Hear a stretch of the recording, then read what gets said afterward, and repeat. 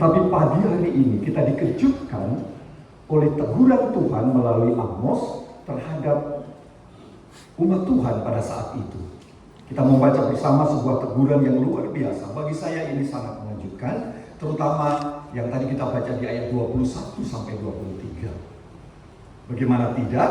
Karena pada ayat-ayat itu Tuhan menyatakan, aku membenci, aku menghinakan perayaanmu, dan aku tidak senang kepada perkumpulan rayamu. Perayaan-perayaan ibadah, perkumpulan-perkumpulan persekutuan besar kita sesungguhnya sering kita pahami sebagai sesuatu yang menurut kita berkenan di hadapan Tuhan dan harus kita lakukan dengan baik. Tapi ayat 21 ini menyatakan bahwa Tuhan tidak senang dengan perkumpulan raya, persekutuan besar umatnya. Tuhan tidak senang, bahkan dinyatakan dengan diksi yang sangat sarkas ya.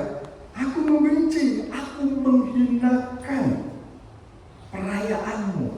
Perayaan-perayaan besar kita, perayaan-perayaan umat pada saat itu dibenci Tuhan. Ayat 22 demikian juga Bapak Ibu. Sungguh apabila kamu mempersembahkan kepadaku korban-korban bakaran dan korban-korban sajianmu, aku tidak suka. Bahkan di sini disebut korban keselamatanmu berupa ternak yang terembun, aku tidak mau pandang. Persembahan merupakan bagian yang tidak bisa kita lepaskan dari ekspresi ucapan syukur kita kepada Tuhan. Dan ketika itu kita serahkan kepada Tuhan, harusnya harapan di hati kita, Tuhan menerimanya dengan sukacita. Tetapi ayat ini juga sangat mengejutkan. Tuhan tidak suka. Bahkan ternak tambun, persembahan besar yang diberikan oleh umatnya, Tuhan tidak mau pandang. Sekalian ayat 23 demikian juga Bapak Ibu. Jauhkan daripadaku keramaian nyanyian-nyanyianmu, lagu gambusmu tidak mau aku dengar. Benar-benar mengejutkan dan tidak terduga menurut saya Bapak Ibu. Kita sudah memuji dan memuliakan nama Tuhan. Bahkan sering secara khusus kita wirawiri bolak-balik dari rumah kita ke gereja, berlatih dengan menggunakan sarana gambus atau alat-alat pengiring yang bagus supaya kita bisa memuji dengan merdu di hadapan Tuhan. Tapi Tuhan bilang, lagu gambusmu, kemudian nyanyian-nyanyianmu, aku tidak mau dengar. Ini benar-benar saya sendiri ketika merenungkan firman ini Bapak Ibu, saya merasa mendapatkan kejutan yang luar biasa.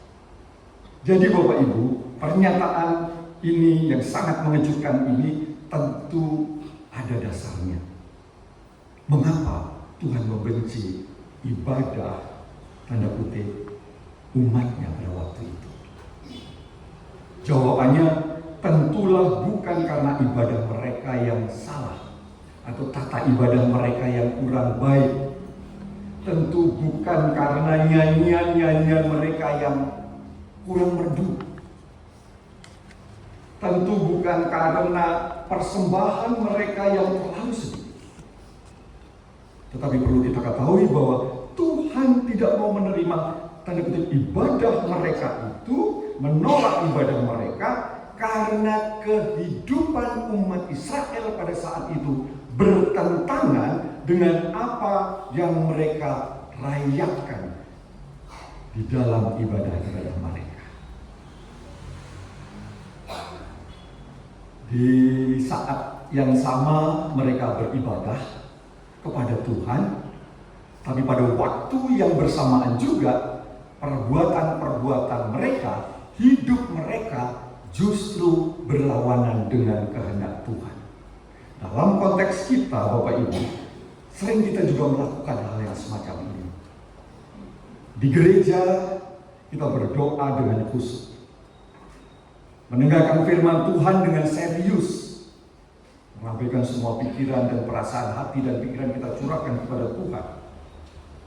memuji dan memuliakan nama Tuhan dengan gegap gempita, dengan kesungguhan, dengan persiapan yang luar biasa, bahkan berlatih berulang-ulang, bolak-balik ke gereja dan memberikan persembahan dengan baik. Tetapi di luar gereja, di rumah kita, di tempat kerja kita, di masyarakat, kita melakukan hal-hal yang tidak diperkenan oleh Allah. Melakukan hal yang sebaliknya dari apa yang kita persembahkan di depan gereja. Santunan kita, ketaatan kita, keadilan dan kebenaran yang kita gaung-gaungkan bertolak belakang dengan perbuatan kita sehari-hari di dalam kehidupan kita. Kita melakukan penindasan, ketidakjujuran, ketidakadilan. Karena itu Bapak Ibu, melalui Amos, Tuhan mengingatkan bahwa ibadah sejati tidak boleh hanya terjadi di gereja, berhenti sampai di situ, tetapi harus menghasilkan kehidupan yang dipenuhi dengan keadilan dan kebenaran. Tidak bisa ditawar. Dalam kaitan dengan bulan diakonia dan HUT GKSBS, Bapak Ibu, pesan ini sangat relevan dengan panggilan GKSBS yang mengembangkan pelayanannya melalui 3 pilar utama, yakni teologi, ekologi, dan teknologi. Mudah-mudahan kita sudah mulai akrab dengan istilah-istilah ini. Ketiga pilar ini, Bapak Ibu, merupakan wujud nyata dari ibadah yang berkenan kepada Allah. Mari kita cermati sedikit terkait ketiga pilar ini. Pilar pertama, teologi. Pilar ini menyatakan bahwa ibadah harus mengubah kehidupan orang percaya menjadi semakin serupa dengan Kristus. Ayat yang kita baca tadi menunjukkan bahwa Allah tidak membutuhkan ritual yang hebat dan gegap gempita jika tidak disertai dengan sikap hati yang penuh pertobatan. Teologi di KSBS mengajarkan bahwa mengenal Allah harus membawa perubahan hidup. Orang yang sungguh-sungguh berjumpa dengan Tuhan harus semakin serupa dengan Kristus. Semakin serupa dari waktu ke waktu mendekati apa yang diekspresikan oleh Yesus Kristus.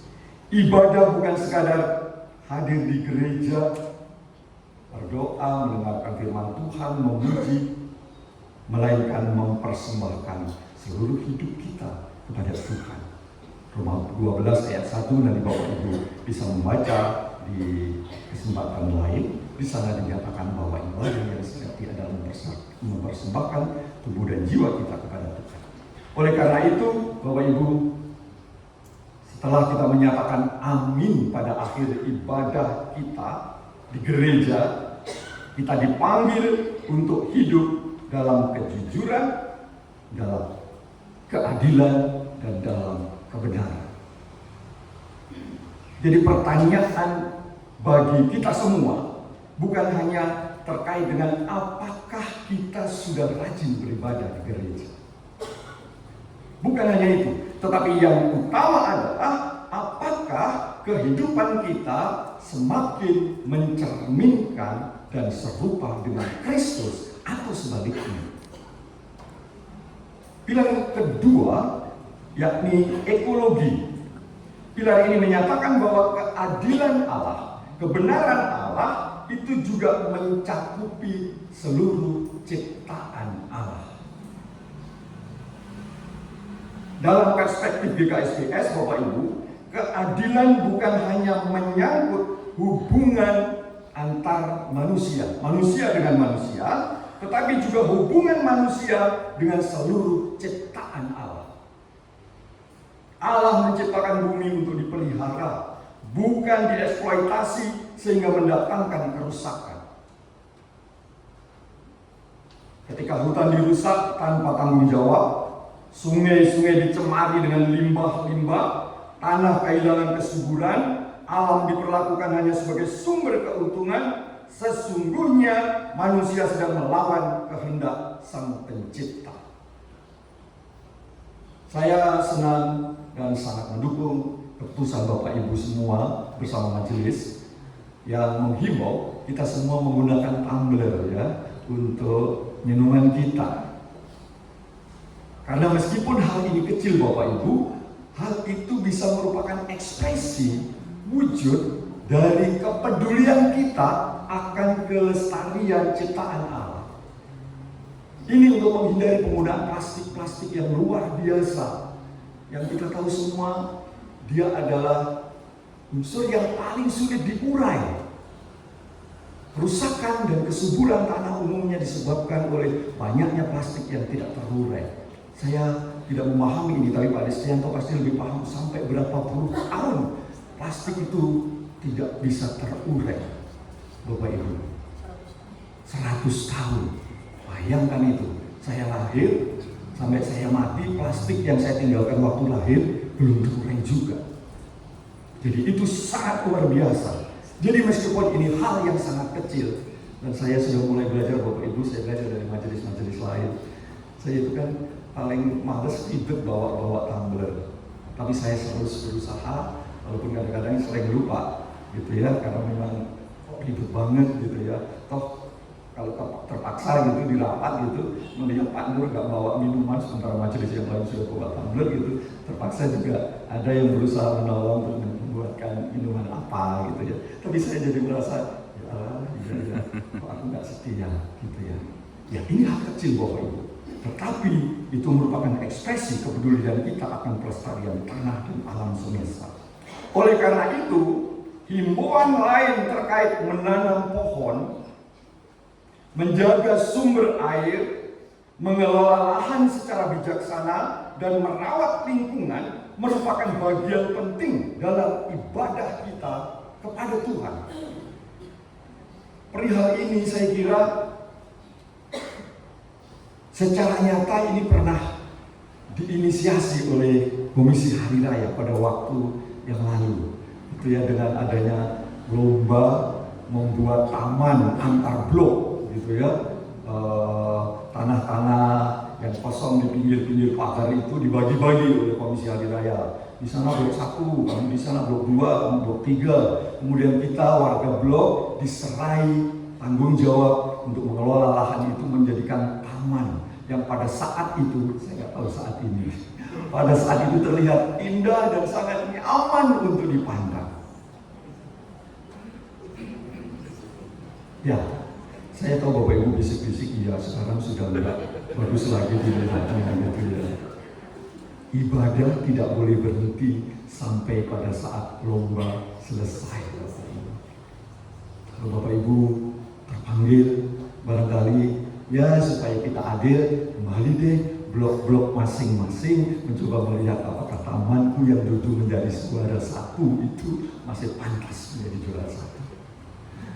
Ya, mungkin perlu kita lihat lagi, dan kalau bisa kita perbaiki, kita perindah lagi supaya menjadi lebih indah dan nyaman, karena ini merupakan ekspresi ibadah kita. Ya, mudah-mudahan meski tidak lagi dilombakan, kita masih terpanggil untuk menjaga lingkungan kita, memperindah lingkungan kita.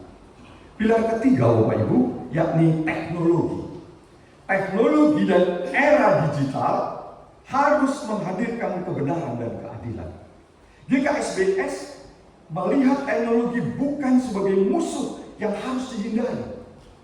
Ada banyak kita yang terlalu berpikir pendek sehingga menganggap teknologi itu merusak, terutama generasi muda kita, anak-anak kita.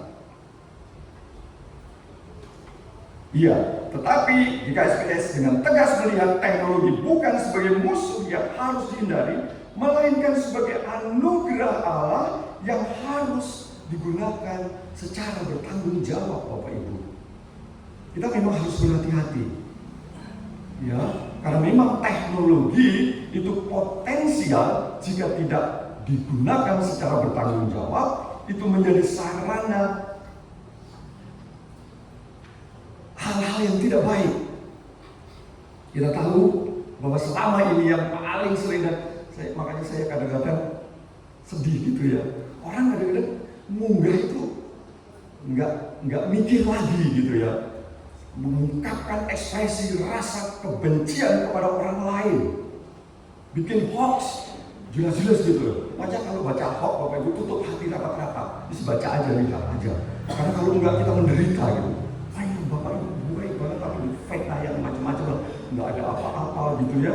Jadi hoax dan fitnah, bahkan untuk orang-orang yang kurang kerjaan sering dimanfaatkan untuk melakukan perjudian secara online. Itu karena kesibukan barangkali ya Bapak Ibu, sehingga berjalan oleh itu penipuan dan berbagai bentuk ketidakadilan yang lain. Oleh karena itu Bapak Ibu, sesungguhnya ibadah yang sejati harus tampak pula dalam kehidupan digital kita. HP kita itu bukan musuh kita, tapi bagaimana kehidupan kita bersama HP itu yang justru harus kita kelola, supaya semua dapat mendatangkan kebaikan dan kemuliaan nama Tuhan. Orang percaya dipanggil menggunakan kehidupan digitalnya untuk menyebarkan informasi yang benar. Yakini kebenarannya, sampaikan itu. Bersaksi tentang kebaikan Tuhan. Jadi jangan yang diunggah itu yang buruk-buruk, yang busuk-busuk. Tapi kebaikan kita kebaikan Tuhan kepada kita, itu perlu dilihat orang, supaya mereka juga merasa bahwa alangkah indahnya, alangkah enaknya hidup bersama Tuhan yang orang Kristen itu. Orang percaya juga dipanggil menggunakan kehidupan digitalnya untuk menjaga etika dalam bermedia sosial dan menjadikan ruang digital sebagai tempat menghadirkan kasih Kristus dan memperluas pelayanan bagi sesama. Terkait dengan hal ini Bapak Ibu, saya senang bahwa saat ini Majelis Jemaat sedang berjuang mewujudkan pemanfaatan teknologi ini untuk memperluas pelayanan kita. Yang sedang digodok dan kemarin MPJ, MJ semuanya sampai pulang, sampai di rumah masing-masing sekitar pukul 11 atau setengah 12 pulang dari Hargomulyo Bapak Ibu. Termasuk di dalamnya juga menggodok tentang pemanfaatan teknologi ini, antara lain terkait dengan kolektor digital. Ini untuk mengantisipasi perkembangan zaman, bahwa anak-anak muda terutama dan juga banyak anak-anak tua juga yang sudah malas bawa cash di kantongnya, gitu ya, ribet, gitu ya, sehingga memang di gereja-gereja lain Bapak Ibu, persembahan secara digital ini sudah berkembang dan mereka menggunakan teknologi ini dengan baik dan berlangsung dengan baik. Untuk kita tentu perlu dipersiapkan dan dipelajari sebaik-baiknya oleh majelis dan kita semua, terutama tim yang ditugasi untuk merancang ini semua, agar semua berjalan dengan baik, tidak overproduktif, malah mengganggu, tetapi menolong kita, terutama untuk generasi-generasi yang mulai enggan membawa uang. Sebetulnya kalau uang cash Bapak Ibu enggan membawa, gitu, boleh titipkan saya, gitu, saya siap. Dompet saya cukup luas dan kantong saya cukup banyak untuk membawanya. Tetapi tidak bisa dihindari. Ada banyak orang yang sudah mulai malas kalau dompetnya terlihat tebal, apalagi bisa jadi ketika berangkat ke gereja juga tidak membawa cash lagi. Ya, itu. Kemudian juga di dalam diskusi-diskusi terkait pemanfaatan digital ini juga direncanakan, dibayangkan kita membuat sebuah marketplace atau yang lebih konkretnya mungkin e-katalog yang di dalamnya nanti bisa mengunggah semua produk-produk hasil yang dibuat oleh warga jemaat. Dan ketika kita membutuhkan barang-barang itu, kita bisa melihat di e-katalog, tidak perlu pergi belanja di tempat lain, karena kita bisa menggunakan atau membeli di e-katalog itu, dan ini akan menolong kita membangun ekonomi jemaat menjadi semakin baik. Kita doakan supaya ini terwujud, tapi itu tentu terwujud dengan baik dan benar. Dengan demikian Bapak Ibu, kebenaran Allah harus mengalir bukan hanya di mimbar gereja, tetapi juga melalui telepon genggam yang kita gunakan setiap hari. Mari kelola dengan sebaik-baiknya, gunakan era digital ini untuk memuliakan nama Tuhan.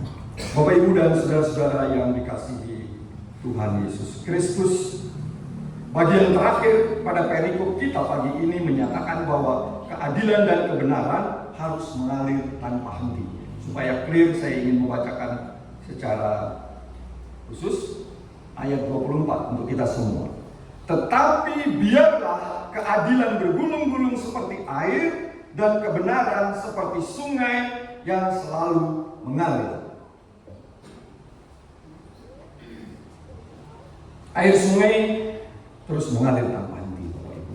Sekali lagi saya katakan, demikian pula keadilan dan kebenaran tidak boleh muncul hanya ketika beribadah di gereja ini.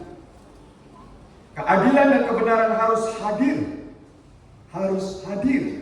dalam keluarga kita, komunitas terkecil yang menjadi fondasi utama kehidupan iman kita. Tidak bisa ditawar, Bapak Ibu, fondasi utama kehidupan iman percaya kita ada di dalam keluarga.